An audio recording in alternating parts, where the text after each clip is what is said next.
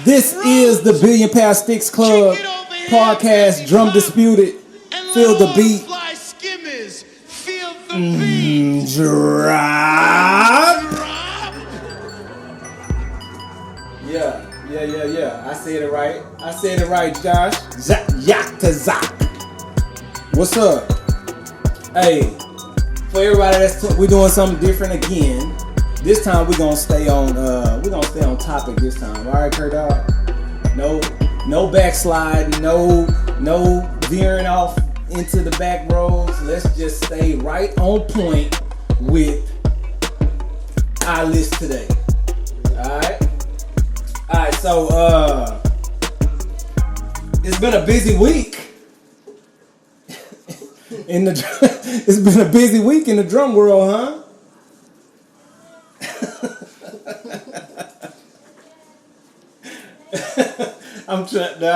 Man, it's been a crazy week in the drum world, man. But hey, before we get into anything, let's give a shout out to our sponsors. Yeah, I see you, Reese. Let's give a shout out to our sponsors, the Billion Pound Sticks Club. Hey, you need a shirt. I mean, you might not be as cold as you think you are if you don't have a Billion Pound Sticks Club shirt.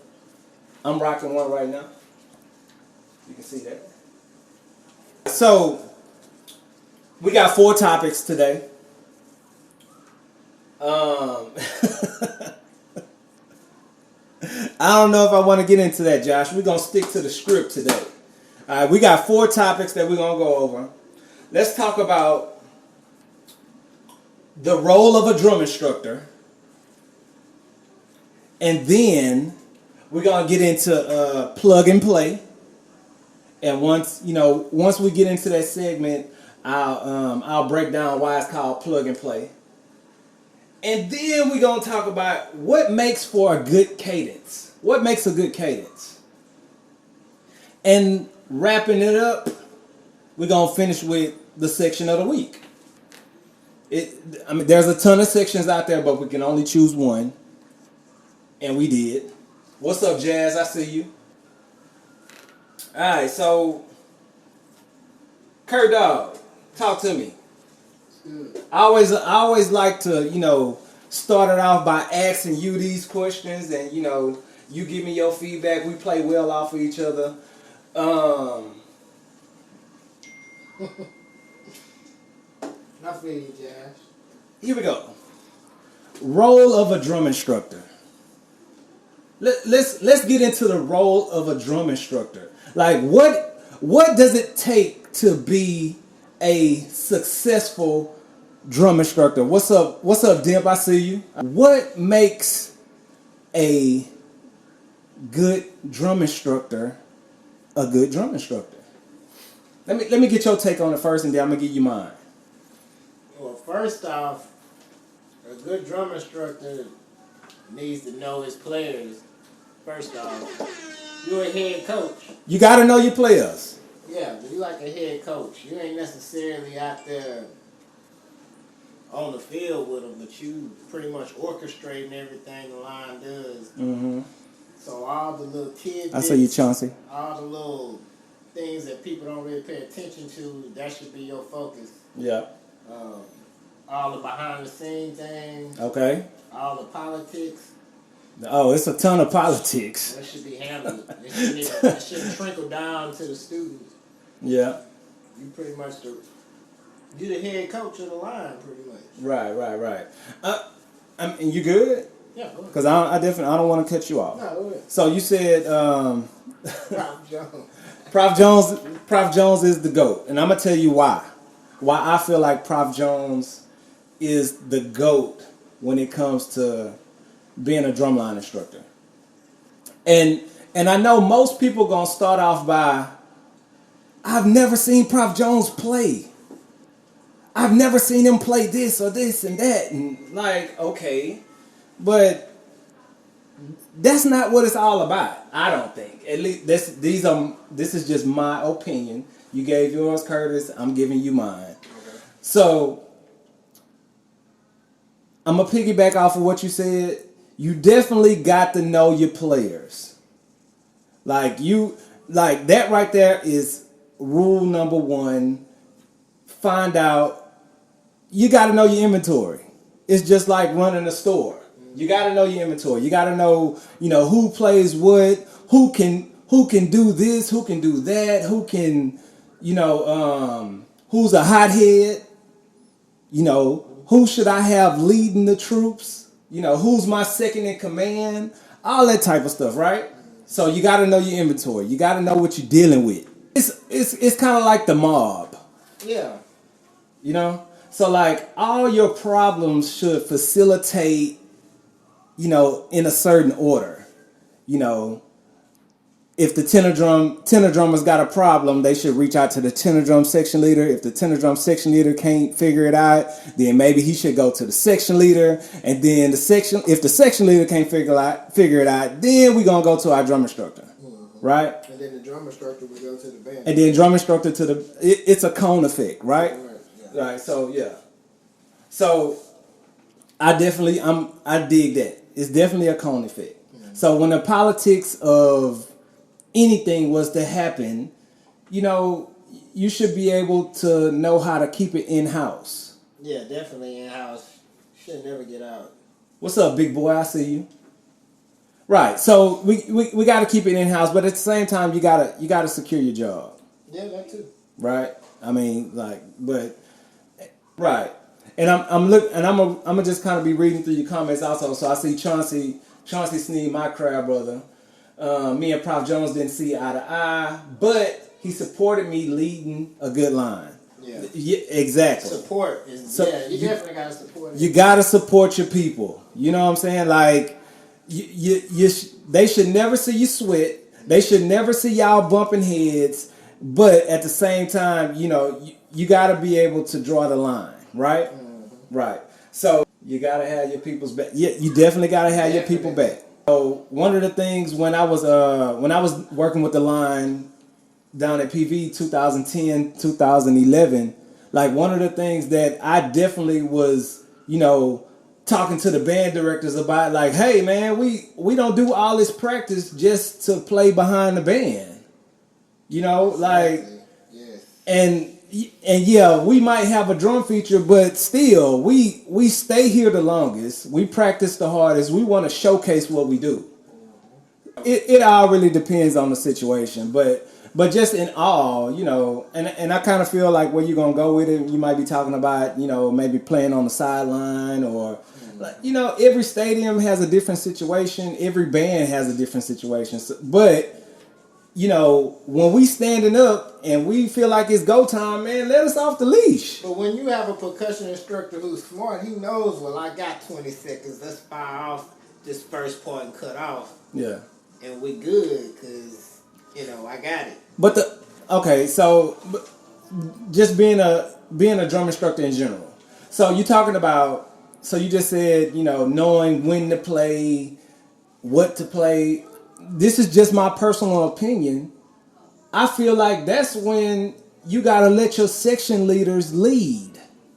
Like I can't ever remember a time Prof Jones standing there and saying, "Okay, go ahead and play something," or "Hey, play this." Like if he was to say, I'd be like, "Prof Jones, you probably Jones is different." Like what? I've seen the instructors stand in front of their sections and orchestrate everything. I'm not with that.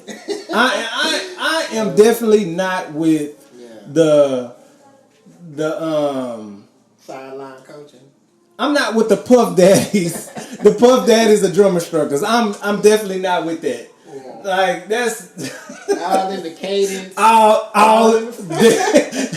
tapping off the cadences. All in the camera. Doing the chants. You know what I'm saying? Rapping on the mics. Nah, I'm not with... Like, that's just... Nah, man. You're doing too much. That's just me personally. But again, and that's going to kind of segue to, what you just said, one instructors in front of their lines, telling them when to play, what to play. Like, how is your section or your section leaders, how are they going to grow? And if I was an instructor at a high school, well, really more college line. If I was an instructor on a college line, the best thing, or one of the things I would do is step back and let them do their thing. Yeah. But at the same time, I am gonna step in and say, hey, you might want to change this, tweak this. I'm not really feeling this and this and this. I'm not telling you to change it, or I'm not telling you to scrap it. But this is what I would do. I would just make more suggestions than, being a puppeteer. And when I say being a puppeteer, basically just kind of making the line dance, play this, do that. Nah, that's like, That's kind of lame. And I'm going to tell you why. One of the reasons why is because, and this is why I feel like a lot of sections more on our end, or Texas, or most of the Texas lines, college and high school, they're being spoon-fed everything to play versus someone on the line making something up and, orchestrating, Kevin Lee too, orchestrating the cadences, of orchestrating how they move, or, you know what I'm saying?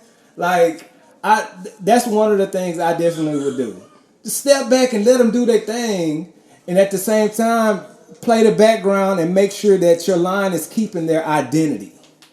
Like, are y'all feeling what I'm saying? Facebook people, chime in, let me know. I'm gonna read your comments. But that's just my thing. You cannot be Puff Daddy when it me personally. You can't be Puff Daddy when you're trying to be a drum instructor. Let your artists do their thing. Like, come up with the cadence. Why do you have to spoon feed them everything to do, everything to play, everything to how to sit, when to sit, play on the sideline, don't play on the sideline? Like, come on, man. Golly, just kind of orchestrate, stuff from the background. Agree? Do y'all agree? No Puff Daddies. That's right, B. No Puff Daddies, man. We don't. We ain't rocking with them. So yeah, what else? What makes a good drumline instructor these days? Let's say on a high school level. High school level, you definitely got to engage with the students. What's up, Big Henry? I see you. I mean, you got to know who you're dealing with. Because the numbers ain't what they used to be, so got to keep that little number solid. So definitely being able to relate to the kids. You can't be a drill sergeant, like a lot of us used to. To a certain extent. I agree and I disagree.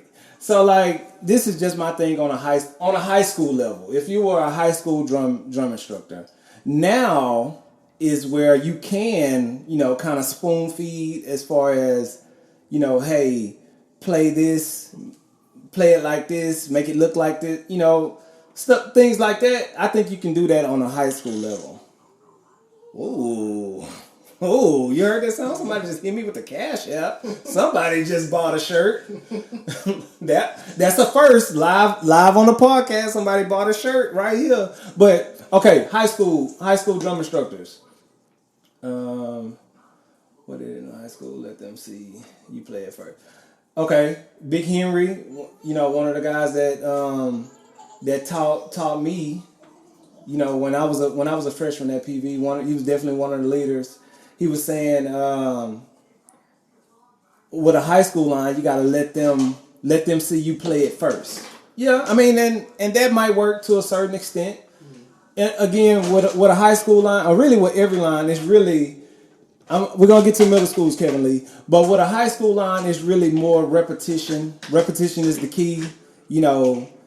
When they're in high school, they're focused on so many other things, and especially these days, everybody wants to be either a football star, basketball star, rapper, and then band and drumline is kind of to the back. So when you do get them, you got to make sure you are drilling anything that you want them to play. Hey, it got to be played like this. Look at me play it back. Repetition is the key. And honestly, that's what every line. Yeah. But you really got to more spoon feed a high schooler more than you would have to a college line. At least as the drum instructor. Yeah. You know, that's when you're in college. That's when your section leaders got to step in and say, "Hey, this is how we look. This is how we play. This is how we want it to be played." All that type of stuff. Mm-hmm. So yeah, and then also on the high school level, you do want to kind of you want to challenge them, and that was one of the things I used to do when I was at Sterling. You want to challenge them and say, I might come up with a hot 16 part, for a cadence or a feature. And I can say, hey, Kenny, hey, B. Jones, hey, Josh, hey, Zach, Yak to Zach. I need you to come up with another 32 counts. Challenging. They go home. And that was the thing about having some hungry kids. They'll go home, hey, come back the next day, present it to me, and I'll be like, I like some of it, but change this and this and this. They'll go back home, come back the next day, then they'll come back with some fire. You know what I'm saying? But then the other thing, what that does is it also makes them, it pumps them up to say, hey, we're playing something that I made up. It's not something that somebody else made up. So you got to give them some leeway. Yeah. Learning curves is an issue with high school lines. Okay, now here's the thing. You're a high school instructor, and all your players are not up to. You normally got that one killer, but everybody on the line don't take it as serious as that one dude. So then that's when you just gotta kind of start dumbing stuff down. And I'm not gonna say dumb it down. You're gonna have to water it down. The first time you present the cadence to them, it might have flam accents in it. You might have to take the flams out. It might just have to be straight accents, right? Straight accents, diddles. A couple of weeks, then that's when you gotta. Next, you might wanna make some warm ups up to where, okay, we're playing this rudiment in the cadence. The warm up is gonna have this rudiment in the warm up. Like simple stuff like that. So yeah, learning curve is definitely a thing, but as an instructor, that's when go back to our first point. You got to know your inventory. You got to know your people. Can't be trying to shove shit down their throat. Right. Play. Everybody don't like the medicine. You know what I'm saying? Sometimes you got to mix it with the Kool-Aid, and that's how it is. What's up, Quan? I see you. Shout out to the Ebony Worthing Pride of Sunnyside. You feel me? You know what it is, Kurt Dog. No Pillar Ridge over here. I'm a hater. What up, O? So yeah. So we're talking about what makes a good drum instructor these days. So we talked about the college level. We talked about the high school. Now we're talking about middle school. What's your thoughts on the middle school? Middle school lines. Middle school lines, you definitely gotta. It's all about teaching middle school, because a lot of kids, it's their first time picking up sticks. Okay. So definitely patience and getting the parents involved too, because they gotta get them to practice. Some parents don't like their kids staying after school, so to keep your line, you gotta have a rapport with the parents. And stuff. You have to be very hands-on when it comes to a middle school line. Yeah. Especially down here.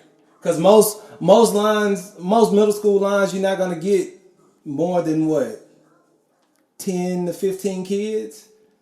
I'm looking at Kevin fundamentals. I say, I'm looking at Kevin Lee's situation where he got a ton of kids, and probably the reason why he has a ton of kids is because he built the program. You got to stay consistent. Got to stay consistent with everything that you're doing. Everything.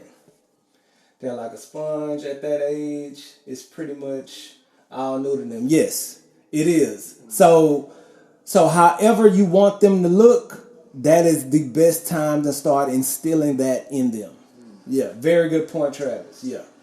So yeah, and again, with all lines, repetition is the key. I don't think you're not gonna have too many politic issues when it comes to middle school line. I don't think, but these days you never know. You have to be creative when it comes to working with children. Like, what is gonna spark their brain to get them to focus on what you want them to do? Kevin Lee. That's what you got to be creative. What is gonna keep their attention on what you want them to keep their attention on? So yeah. And had you no, I'm not even gonna go there. I was gonna throw a slug at him, but it's a lot going on right now, so I don't got too many bullets. Teach properly, correct? What else? No, just show them, actually teach them the music. Yep, that's another good thing. Teaching them to read the music is definitely that would be a very good starting point. Because honestly, most high school lines here in Houston, most high school lines are just kind of learning by ear or learning by sight. But again, because they're so young and because it's new to them, you should be able to just kind of start baby feeding them music. What does a quarter note hold? How many counts does a whole note? All that type of stuff. Just fundamentals. So yeah, man.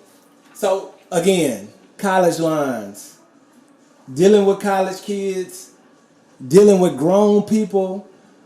College is basically the pros of, they're the pros of drums. Like that's like professional drumming, professional marching to most.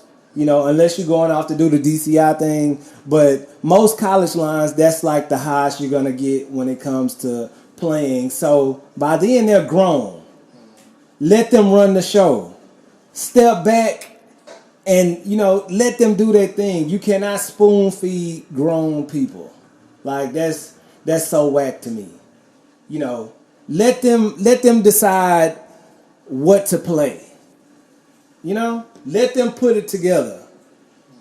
Let me see what they're saying. High school lines in Houston are just learning because there are normally no music programs in middle school. Correct. So yeah. So if you're a middle school drum instructor, shout out to you, because you're basically feeding the high schools. It really pretty much starts with middle school. Most middle schools. So yeah. So if you're a middle school instructor, hey, keep going, keep building. Gotta go to elementary too. Yeah. But it's not elementary. Elementary lines is really more when it's that's when it's you really spoon feeding. You basically babysitting.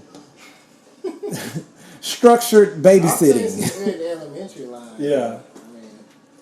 See what Kevin Lee's saying. It is some very good elementary lines, and we've ran across a ton of them here in Houston. I wish we could see some more though. If the college lines are rolling in your state or your city, normally all the other drum lines beneath them are rolling as well. So yeah. What's up, LA? You see LA on here. You see how I did that? You see LA. I see you. What's up? But yeah, so he basically has, like, just kind of reading through his comments, he basically kind of has a tier. It's a reward. If you can get through this, we'll give you this. And then if you can get through that, you're going to get this. So very good job. Very good job. Shout out to Calvin Murphy. Yeah. Yes, that's another thing. Drumline, like community drum lines played a big part in everybody's band as well. So Calvin Murphy, I'm showing my age, Citywide, was a big thing. You know, the Lone Star Choppers came along, you know, with the little CX3. That was a big thing because, again, at least I'm only going to speak for the Lone Star Choppers. I worked with Calvin Murphy for like 3 years too. But with the Lone Star Choppers, we were basically building the line so you can take it back to your line and build yours. We just wanted to see good drumming, you know? So yeah, I feel that. College directors should act like just like any other professor in their departments. Okay, the wifey getting technical on you. College directors should act like any other professors in other departments. They don't write, they do not. I feel you. Just sit back and chill. I mean, like, that is why you have the position that you're in. You're there to teach. You're there to mold. But at the same time, how are you going to know if your student or your line is progressing if you're steady doing everything for them? Like, that's just not what's hot. Okay, Larry is saying have a rudiment report. So I'm guessing you're gearing that towards like a middle school or a high school line, a rudiment report. So I'm guessing it might be like a test. I'm guessing that would be good. Hey, this is the rudiment of the week. Here it is. This is how it's played. By the end of the week, you need to be able to play it at so and so BPM. You need to be able to show me that rudiment in a cadence, kind of like they say. Spell this word. Use it in a sentence. Same thing. Shots fired. Where my gun at? You hear that? Yeah. All right, so yeah. I mean, that's basically it. So if you are you're a college drum instructor, sit back. You know, I'm not telling you not to, you know, you might have some material that you want to see played, and that's cool. But at the same time, you got to remember, you are not the person that's on the field.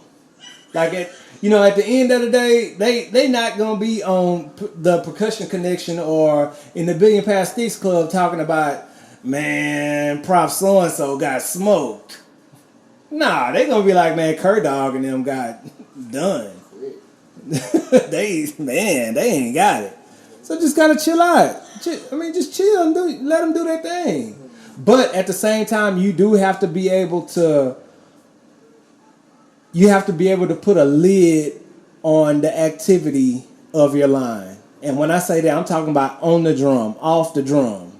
You know, you gotta know all, be all, you gotta know it all. You know, and then on top of that, you definitely need to be able to handle the politics of it. Especially with college line these days. Yeah. But here's another thing. Just because you went to school for percussion, you was a percussion major and you finished and you got your bachelor's degree in music, that don't mean you just straight up cut to be an instructor. You know what I'm saying? Like, you got players, then you got coaches. You can be a bad coach. There's a lot of bad coaches. Nah, I see you. I'm not gonna give it up. But yeah, here go another thing. And this really starts with high school lines. You know, they was the big dog on campus. You know what I'm saying? They graduated. They went to whatever university, state. They a crab over there. They march 1 year, and then they come back to the high school because they're not going back to school, and now they're classified as the drum instructor just because you you just coming around to work with the line, man. You not cut out for it. Ain't for everybody. Just because you wouldn't march 1 year with quick to put that tire on it. You know what I'm saying? Dude show up with some Dockers, some Dockers, a backpack, and a tie, and some sticks in their back pocket, and they the drum instructor. Boy, get out my face. Go. Leave.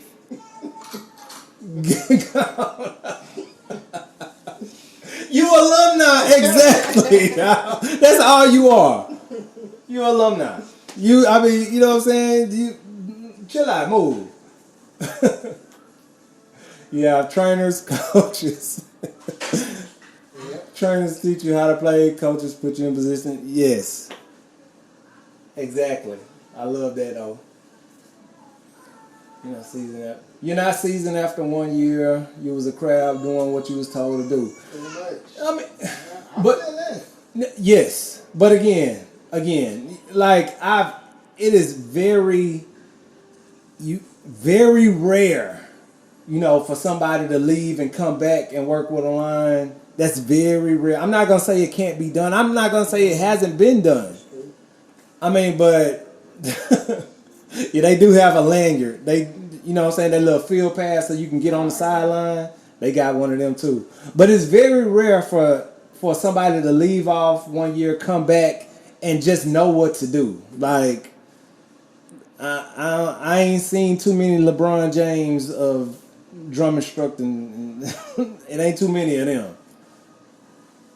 So yeah, we're gonna take a small break.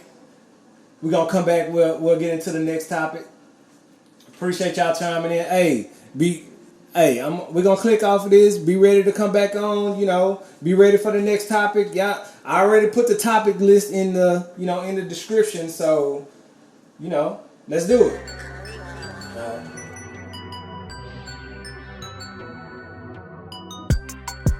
Mic check, 1 2 1 2. This is the Billion Pound Sticks Club podcast, DRUMdisputed.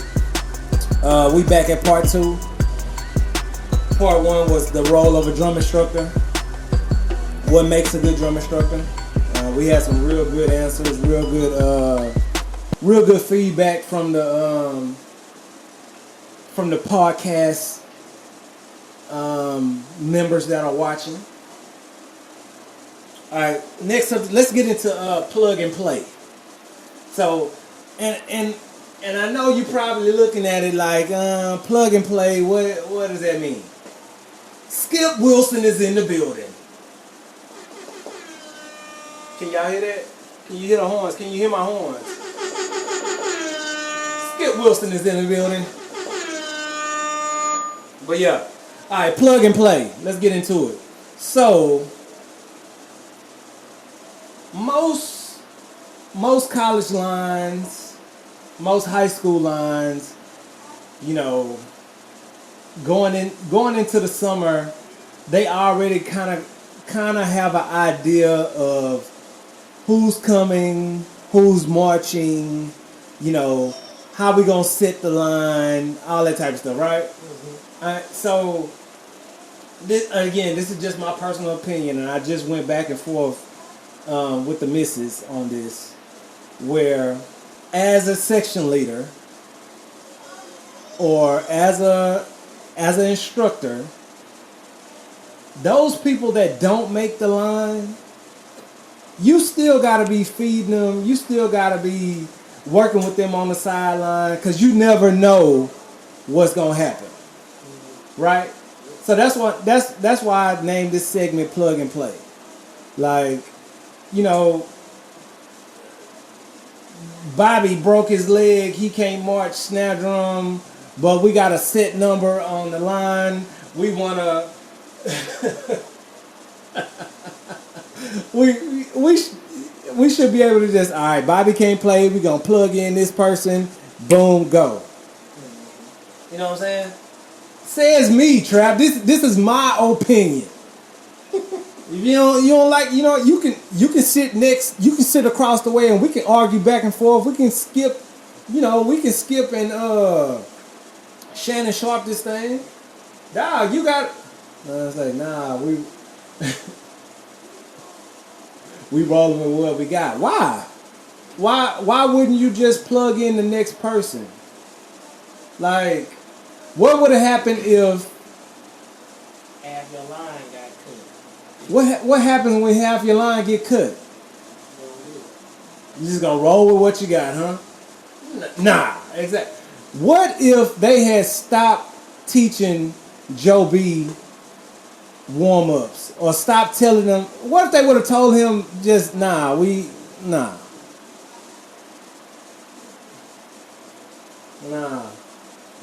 rolling with the other half. Come on, Trap, man.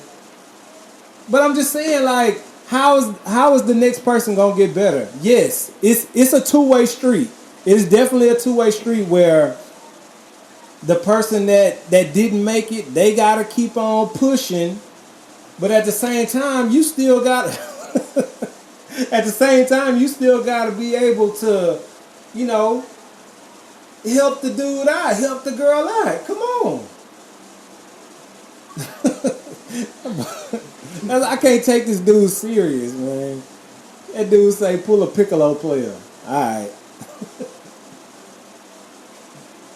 But that's what I'm saying. Plug and play. This is just my personal opinion. We're talking about plug and play. We're talking about how you come into a situation where you got cats on the sideline, you got your main players, but your main players can't play. You should be able to plug and play. You still should be able to do everything that you was doing at first. The line should still be rolling because you still should have been feeding or practicing or, you know what I'm saying? You should be doing them cats that's on the sideline just like you're doing the cats that's on the field. Like, it happens in the NFL all the time. NBA all the time. They got a B team. They practice against the B team. Like, come on. You gotta be able to. You're all professionals at the end of the day, especially in sports. So you should be able to get on the court. Yeah, and that's what I was saying, Pat. I see what you're saying. It's definitely a two-way street. Not enough time for that. Nah, you gotta make time. Make time. Why wouldn't you want to make time for that? Those people on the sideline should be grinding just as hard as the people on the field. Hold on. That boy Crunchy Black is in the building. Can you hear? Turn my air horns up. That boy Crunchy Black has just made he just made an entrance. What's up, Crunchy Black? Hey, Crunchy. You can just type in your response. So I'm pretty sure you have a set line. You have a set number of how many. You got a set number of people that you want to march with, right? Yes. Okay. And all of a sudden, something happens to where 3 of your people can't roll. But I'm pretty sure you got 3 alternates on the sideline. You should just be able to plug and play those, right? Yes. Yes. Just off the rip, yes. Now, the other thing, I'm not saying that you should lower your standards. Correct, Crunchy? I won't move on until he responds. I'm not saying that you should lower your standards. You still should be able to roll like you was rolling. And it is definitely a two-way street. But the people that was on the sideline should be able to they should just plug and play, go. Yes or no? Talk to me, Crunchy. Just leave your comments in the thing. And just leave your comment. Hey, people on the field for shows. Subs gotta stay ready. Subs gotta stay ready. Keep working. Thank you. No, we're not. It's a general topic. This is just a general topic. General topic. I'm just saying, in any type of situation, you should be able to plug and play. This is just one of the reasons why I don't agree with setting the line before the season starts. Yeah, I agree. Like I see there's a couple of lines that I know about. They set the line before the season even starts, and Changes and after the 12th class day. you know what I'm saying? Exactly. Anything can happen after the 12th class day. Anything. Kevin Lee, we talking about plug and play. Middle school line. Let me see. Hold on. Before I move to the middle school line, scroll back down. Let me see what the wife has. Should be. Let me see what the wife has. What she said. Should be grinding on their own to get on the field. Yes, that's why I definitely said that. Grinding on the sideline. The people on the sideline need to be grinding just as hard Right. as the people on the field. People on the sideline gotta be grinding. I'm on the freshman harder because they're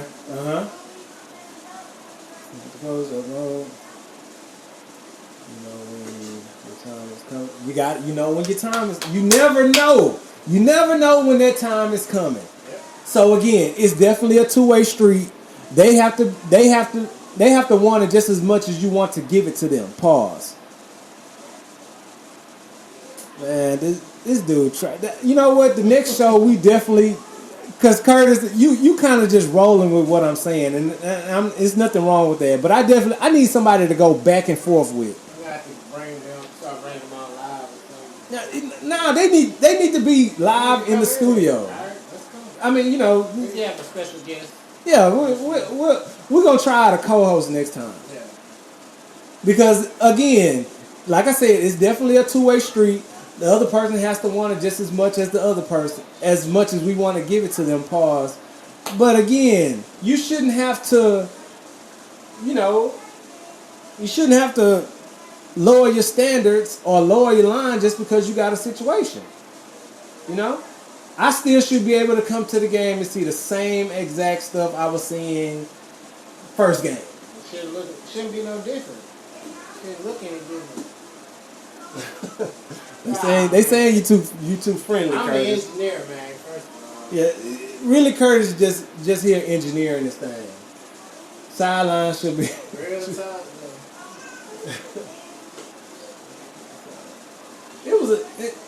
It was a couple of years where we had a lot of people on the sideline. I know when I was section leader, we had a ton of people on the sideline.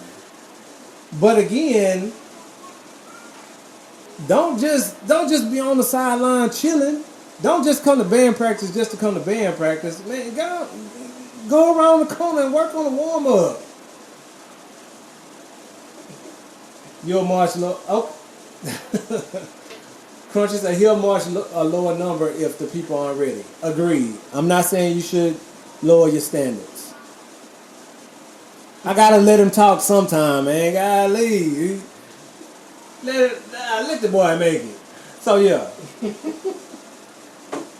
Don't lower your standards, but I still think you should be able to plug and play. It's again the amount of people that universities are getting, the amount of money these kids are getting, whether they can play or not, you should be able to plug and play. You should be able to keep rolling how you was rolling.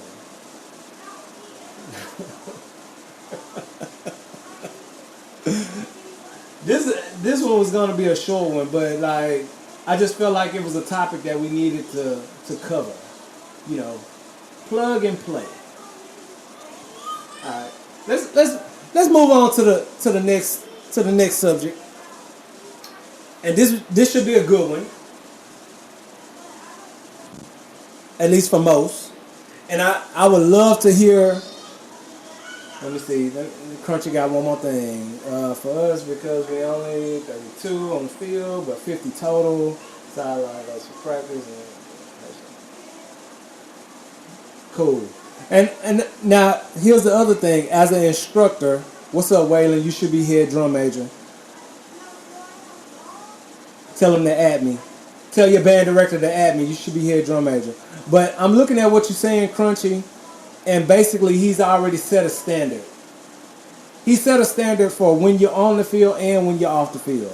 So again, I can see him just being able to, okay, this person ain't rolling, I'm putting this person in.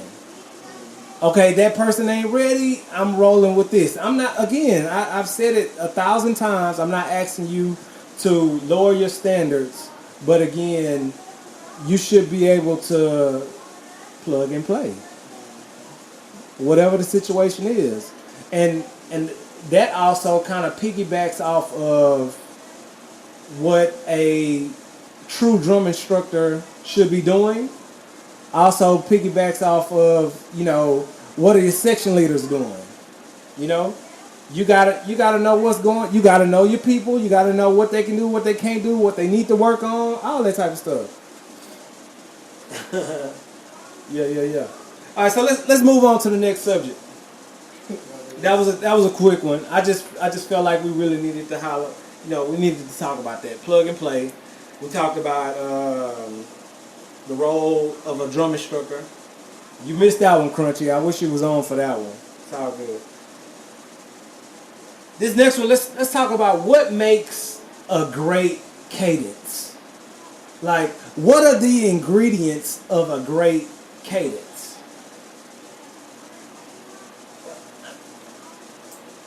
Curtis. It's okay, Curtis. Don't let these people discourage you from talking. Oh, I'm gonna talk. What are the ingredients of a great cadence, in your opinion? I like syncopation. Mm-hmm. That's one thing. Balance as far as sound wise. Mm-hmm. Also, you need to be telling a story. We don't need no damn loop. We ain't making beats. Right. You need to take me somewhere. Mm-hmm. I mean, you got different cadences too. Cause what do you want to do? You trying to groove? You trying to play some hot shit? It all depends. I guess you got to feature your crowd, but just a cadence should jam at the end of the day. What's one of your favorite cadences? Favorite all-time cadence? Go. Cutthroat, man. Cutthroat. I gotta go with cutthroat off the rip, cause off the rip, that center part, that just lets you know, like, bitch, we here. Before anybody play anything, you know what I'm saying? And this got a nice groove to it too. Let's see what Crunchy is saying. Okay. Got a groove, got to be rudimentary. Yep. See the whole. Open up that whole. I got a groove. Got to be rudimentarily sound. Not too focused on one section. Mm-hmm. Okay. All right. Cutthroat. Everybody saying cutthroat. everybody. Hey. Now hold on. Now here's the other thing. If you know some cadences from some other schools, chime in and say those cadences. Functified, cool. Kevin Lee said Functified is that's your favorite. That's your favorite. That's your favorite cadence of all time, Functified. Like hands down. You can only listen to one cadence at a football game, and boom. What will it be? So I'm hearing people say Cutthroat, Kevin Lee. He got Functified, and now he must have made it up. I thought Ralph was in here. I think that was the other one. That was the other one. All right, so 420. Yeah. So if you could, that's your favorite cadence. 420 over Cutthroat Trap, I ain't feeling that, bro. But I love 420 though. 420 is a monster. That's a monster, but that Cutthroat is like. All right, so this is just what makes a good cadence to me. One, I love power cadences, like power, something that's gonna slap you in the face and let you know that, hey, I'm right here. Two, I hate when cadences repeat itself more than twice. Yeah. Like most. And honestly, it's normally most East Coast schools, and I'm not knocking them because they got some real good material, but most of their cadences are real repetitive. It's like 16 counts. Repeat that 16 count like 5 times. Like, what's that kind of like bumping or something? Isn't it? What they got like a that's bumping or Like Nah. when they groove in the cadence or something. We got to get more well-rounded with Yeah. the drum terminology. But I thought bumping was more like a Tennessee Jackson type of thing. But there's a repetitive cadence though. Okay. Shit. Could, hey, can you highlight that that can you like mark it or something? Just like it or something. I don't know. But you just turn the camera around. But yeah. So yeah. So I hate for cadences to repeat itself more than like 4 times, more than 2 times really. I can deal with it with the bottom, but not the snare drum parts. So like no, don't keep on repeating yourself. And then like you said, it definitely gotta tell a story. Like it has to be A, B, C, D, blah blah blah blah blah Z. Boom. You know what I'm saying? Coconut. I see you on here, boy. The audio fucked up. Nah, we good. Nah, we don't need no audio here. You right here. They say they can't hear us on the live. Oh, Kurt done checked the mics. Oh, Kurt done. You know what I'm saying? Kurt done messed up the mic.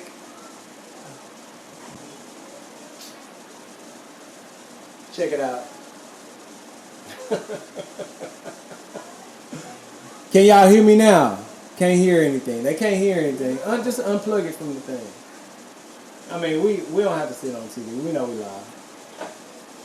What about now, guys? Y'all good? Daddy. What?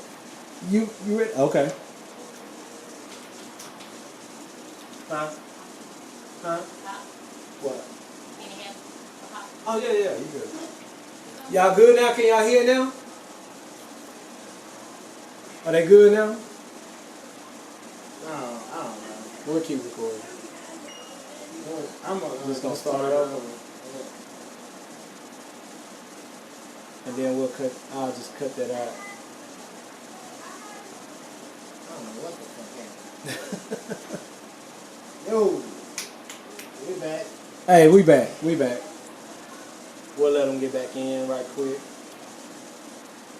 Golly, Curtis. I don't know what the fuck happened. It's okay, man. You know. We still recording now. Yeah, so we good now. Come on, man. Y'all get back. Okay, there they go. They coming back now. We good now? Yeah. Yeah. Alright, cool. Alright. We back, guys. We back. Hey, now the podcast is really more more audio than video. We're just doing this for y'all because we know y'all watching. Alright, so just calm down. Everybody calm down. We good. I ain't got nothing to do with that. Pillory, hey, you know how the pillories go. It's all good. This the podcast. Don't even. Audio and video. Yeah. It's audio. It's really more audio. We're audio guys. All right, so we're talking about what makes a good cadence, and we just asked everybody what was what was their favorite cadence. So my engineer Curtis, you'll have to just kind of read to me what they're saying. I got you. But so yeah, when we're talking about what makes a great cadence, again, I like those power cadences. Something that's gonna let you know that hey, we here. We right here. The bottom is bumping, bottom is powerful, and then the snare drum part is telling the story. Definitely got to tell a story. I don't like those cadences where cymbal players are just choking on the downbeat, pause. Like, I like to hear the cymbal players talking too, you know what I'm saying? And then the other thing, adding that flash also, So yeah, catering to the crowd, it has to look good and it has to sound good when we're talking about what make a great cadence. But the main thing to me is power and telling the story. So, I'm asking the people that that's chiming in, or if you just chimed in, or if you already said it, you might want to say it again because we have some technical difficulties. But what are some of your favorite cadences? And let me put it to you like this: you're at a football game, you can only hear one cadence the whole game, what would it be? Other than Cutthroat. Right now, Cutthroat is the clear winner. My boy Crunchy said cushion shit. Shout out Crunchy Black. Shout out Crunchy Black. When you say power, do you mean unison or just bottom? Or I mean, the power is definitely gonna come from the bottom, where the snare drums is, snare drums are gonna tell. The snare drums and the quints are gonna tell most of the story. They're narrating, they're reading the book, and the bottom, if I had to, reference it to anything, I think the bottom is more the color. You know what I'm saying? So yeah. What else? Matrix was good, but you know what? What made Matrix a good cadence? It was all those feature parts put together. So, and we talk about this all the time. What if we kept that library of the stuff we were playing on the field? Woo! The PV McFunkbox book would be stupid. What Trap saying on that? 420 cushion shit, Matrix and stoplight. 420 cushion shit, but you can only hear one. So pick one, Trap. Pick one, Trap. Those are all good cadences. All good cadences. And two of those cadences I had something to do with.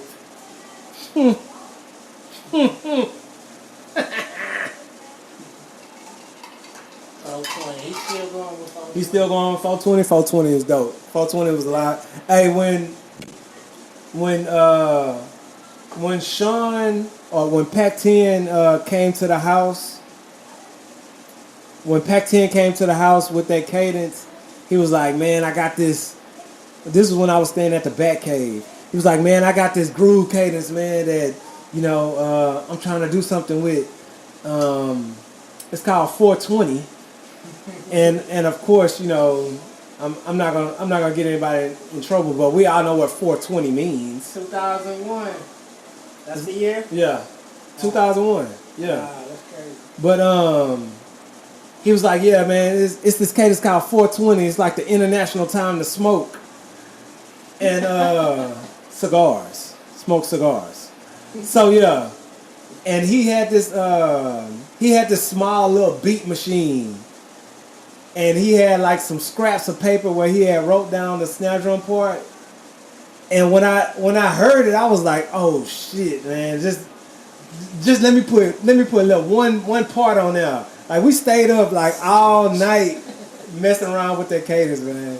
420, and that's the other thing that I love. I love to hear the backstory behind some of those great cadences. So yeah. Shout out Sean, shout out Pac-10. That was a dope moment. It was a dope cadence. Yeah. 420 is definitely one of them timeless cadences. Yeah. What Trap talking about? What? Nah, man. We talking about cadences. We talking about cadences, guys. Let's keep it. I'm trying to be a good drum instructor. Hey guys, I got to put a cap on it. What probably one of if I had to choose other than PV. Other than PV? Yeah, let's say other than PV. Okay. Right, because majority of the people in here they from the yard. Okay, other than PV, I used to love to hear that one cadence that Kenny Hughes made up. It was like the snare line used to make a real big W. Yeah. With the sticking. Is the ITA? I don't know. I don't know the name of it, but I know Kenny made it up. Kevin Lee, if you're in here, tell me the name of that cadence. Straight up, Crunch. He said, I don't know any other school's cadences like that. I feel you. I mean, but as a let's be real. We all just like to see good drumming. Yeah. You know what I'm saying? So if it's another section that's giving it up, give it up. Hey, now one cadence that I could live with, I can only hear one cadence from top to bottom. Kenny, that's the name of it. Oh, the name of it is. Name of the cadence is Kenny. Hey, that was probably one of y'all better cadences to me. Yeah, I know what to me. I like that one. But if I can only hear one cadence, my favorite cadence in the world would be the sequence. Yep. Like, all I gotta hear is the sequence. From top to bottom, I'm done. Oh, I like that RTA thing. You wrote that one. Yeah. I like that one. If I can hear one cadence from top to bottom, the whole game, it gotta be sequence. I'm riding with the sequence. Who messing with it? I've heard other people from other schools say that too. He said, one thing I can say about PD, might not like them, but I love that sequence. Like, if they ever could. Jackson State got some. Jackson State, yeah. Jackson State's march in, whatever cadence, I don't know the name of it. Cadences, they put them together kind of like how man, hey. Yeah. Jackson State's march in is live. Like, I'm honestly like probably one of the top 5 marching cadences of all time. Yeah. What they saying?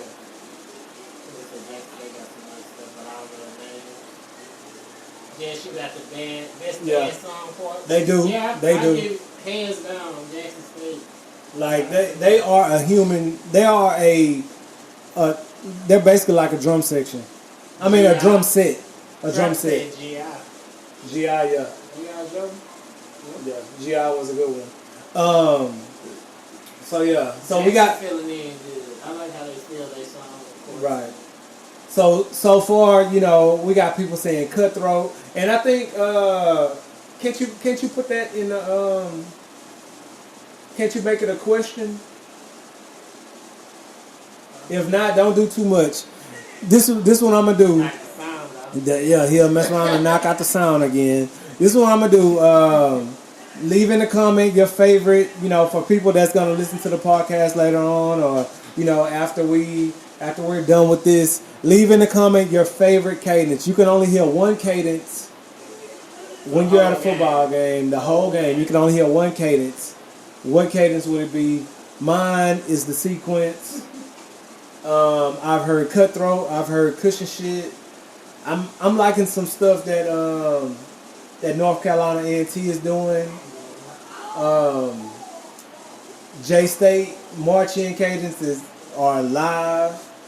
I don't too much. I'm not gonna say I don't cut for them, but like the cadences that they play in the stands, the bottom is real repetitive. Really, the top and the bottom are real repetitive, but the stuff they're playing is live. I just don't like the way it's formatted all the time. The stuff I see from ASU is pretty straight too. What was that? From where? ASU. Who was ASU? Alabama State, right? Oh, Alabama State. I mean, I rock with everybody just as long as it sounds good. They got a drop tenor line. They pretty cool. Their tenor line, the sticking. Yeah, they sticking is stupid. Like somebody has definitely set the standard over there to where there's no dead time whenever they're doing anything, and that's live. I like that. Like, so, take note, tenor drummers, ASU. They got the best tenor drum, sticking wise. Rock tenor. Yeah. Or leg tenors. So yeah, man. Seem like we're pretty much done with, you know, what makes for a great cadence. You know, again, I like power.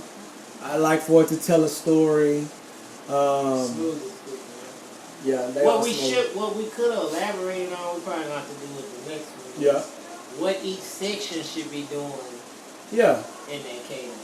You know, we don't keep beating that dead. I mean, yeah, and then, you know, we had some people say, you know, it got to be balanced. You know, I think where Crunchy said it the best, you know, you're not highlighting just one section. You know, you want to balance it out. You want to make sure everybody is talking. Everybody gets a chance to talk. Everybody get a chance to shine. So, that's, again, and I do think a cadence like Cutthroat or a cadence like the sequence definitely does it. Oh, yeah. Come on in, kiddo. Hey, Daddy. What's up, kid? So yeah, Nico just walked into the building. Just got his hair braided by the best hair braider in the world. Go ahead, get up on there, man. Show him your braids. Put your head down right there. No, over here. Over the camera's over there. Yeah, you see it. You see it. You see it. You see the freshness over here. You feel me? You see the hang time. Got All right, go on there. seasoning on. You know what I'm saying? Candace put the seasoning on that boy braids. Kurt Dog on the engineering. DRUMdisputed podcast. So yeah. Alright, so alright. Let's move on. Section of the week. And again, people, this is just my personal opinion. These are my views and my views only. That's just this week. That's just this week. Don't, everybody don't fucking start blowing Kush up. Right, cool. Like week one, if I had to give it to a section, I'm giving it to PV. Yeah. Week 2, if I had to give it to a section, I'm giving it to J State. Week 3, section of the week. If I gotta give it to anybody again, and I've watched a lot of footage, I'm still rocking with the boys in blue, J State. Like, super consistent. Super consistent. Super consistent. And this, bro, super consistent line top to bottom. Snare drummers, tenor drummers, bass. I think the quint line is they need a little more work. I mean, they're not as good as what I'm looking at North Carolina A&T or Norfolk, the $1 Million Funk Squad. Their quint line is super dope. And everybody that I'm naming, like, super dope lines. But if I had to give it to one this week, I'm giving it to J State. Like, it's how they approach the drum. It's the swag. It's like they keep an eye on them. They like they're doing their thing. Yeah. They're the best at doing their thing, and as of right now, I'm saying that's the section of the week. Did you see that? I saw the FAMU clip. The fam, hey, I'm not gonna lie to you. Hate on. I cannot knock knock on what I seen just from that one clip. You definitely wouldn't expect that from fam. It's a good look. That is, in the drum world, they might be the most improved section. Like on the cool though. Yeah, if we gotta give it to a sleeper section. Sleepers, yeah, and now I'm looking for more clips of FAMU now, just from that one clip. So yeah, section of the week this week, section of the week we're looking at J State. Again, week 1, I had to give it to PV. Week 2, I gave it to J State. And week 3, I'm still riding with J State. Let's do a contest.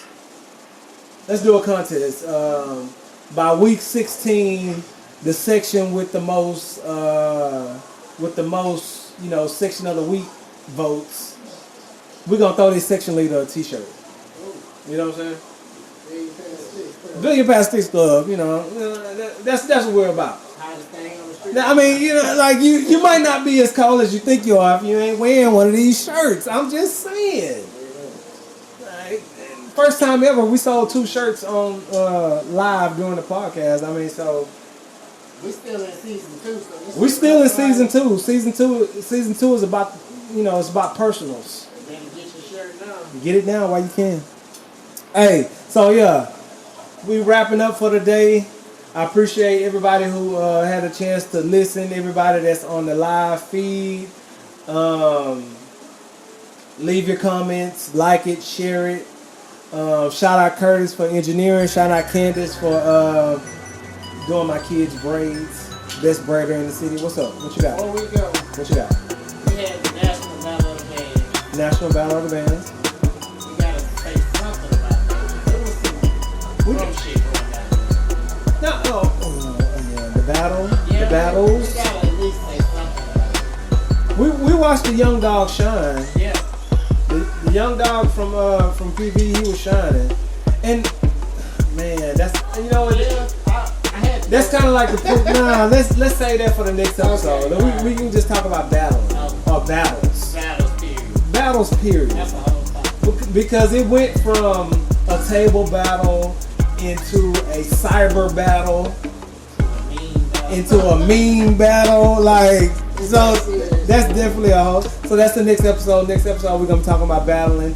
Shout out to everybody who had a chance to listen in. Hey, I appreciate y'all. Like it, share it, comment. I'll make sure I have this uploaded by Tuesday, so you can listen in while you're in the car. If anybody wants to be a special guest on the podcast, hey, just shoot me a text, shoot me a message. Let's see if we can work it out.